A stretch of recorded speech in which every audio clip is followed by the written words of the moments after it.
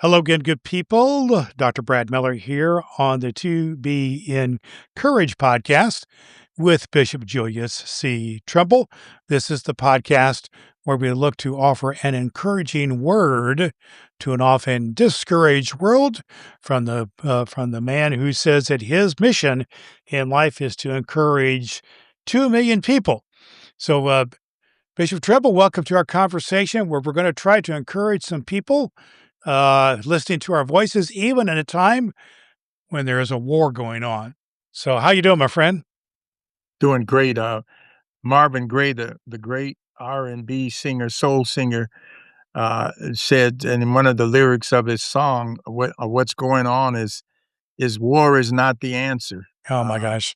and he emphasized in that song that really, love and peace and harmony is what we really need. And when I think of Brad about this current war in Iran that President Donald Trump essentially decided to initiate. And I don't know all the backdoor politics or the open door politics or front door politics related to Israel and so forth.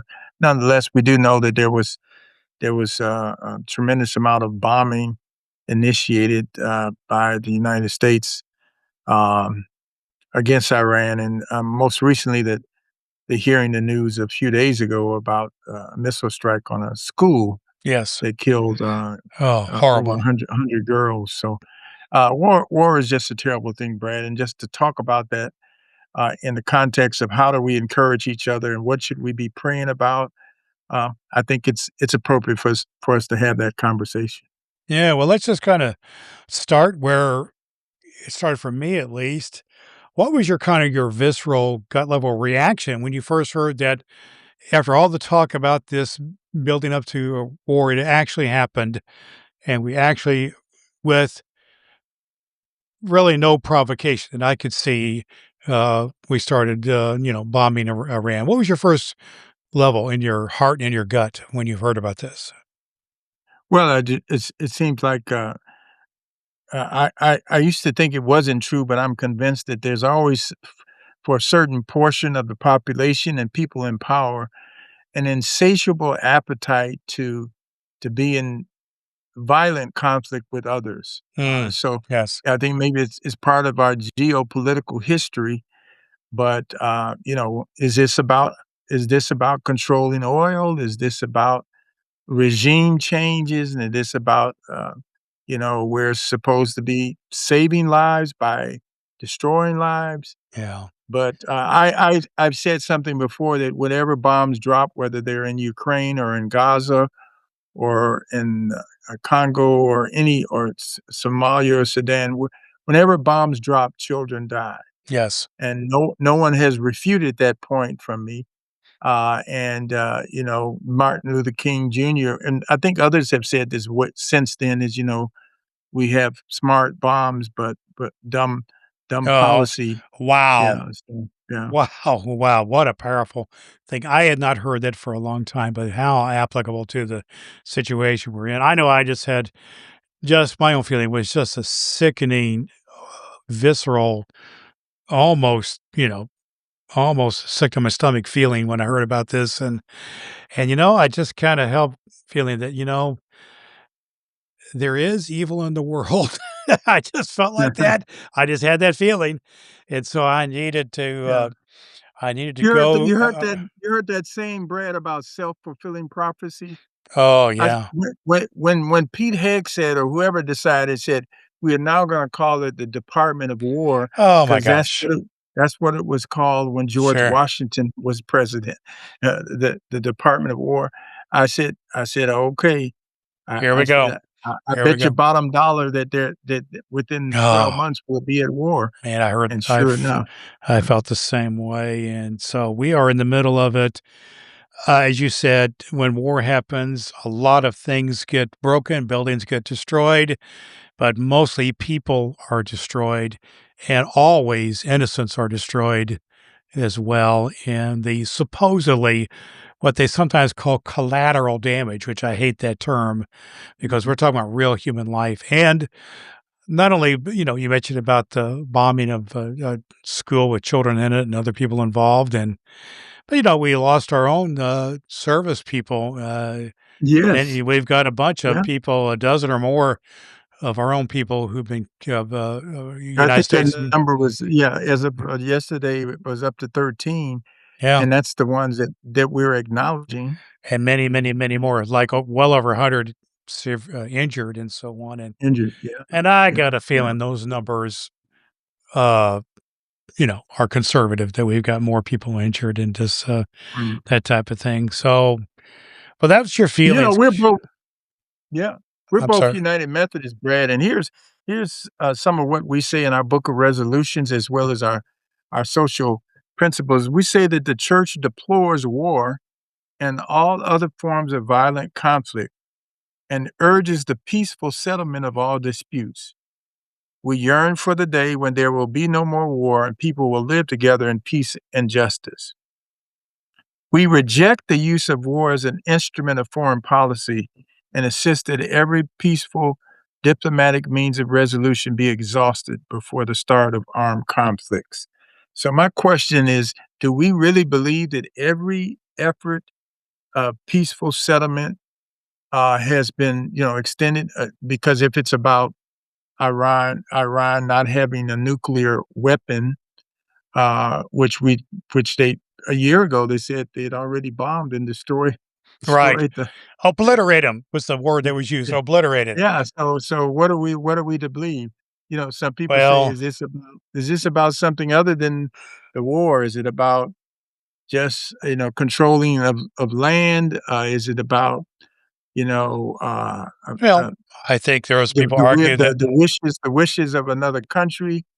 Uh, you know, yeah. um, Well, people talk about, it's Israel involved with this, and people talk about the cover up of the Epstein files, all kinds of things going on mhm, here.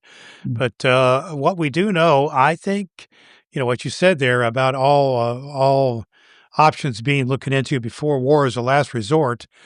This was not the last resort, as we said in our mhm. book of resolutions. Uh, it's certainly a basis of American policy throughout most of my lifetime has been similar. You don't start wars, you kind of react. Maybe you finish Right, them, yeah, but yeah, you have the right. You you know, you have the right to defend yourself. If someone breaks in your house, you have the right to right. defend yourself. If someone But it seemed like this time attacks your country. war was not the Yeah. last resort; it was a first response almost, and Mhm. that's what's so sickening about it. So Bishop, what do you think? Is that book of resolutions? Do we just throw that out the window? What do we do? As you and I are United Methodist clergy, we are responsible to believers in local churches and really, the greater extent, to be a voice of advocacy for the gospel of Jesus Christ in the communities that we reside in and connected up to. And I know you travel around the country and the world, making connections with people regarding civil and human rights and other aspects of life.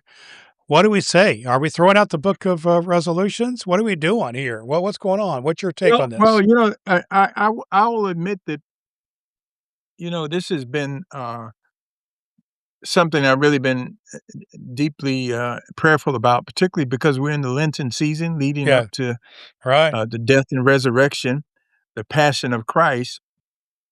Some can argue, Brad, rightfully so, that the Bible is full of war, and there have been just wars, to prevent further disaster. The book of Ecclesiastes, you know this Right. by Yeah. heart. There's a time for everything, Yes. a And it does time to be say born, and a it does time to say a die. time for war and time for peace right there, Yeah, a doesn't it? time Yeah. for loving, a time for hating, a time for Yeah. war, and a time for peace. And under everything, there's a time for everything.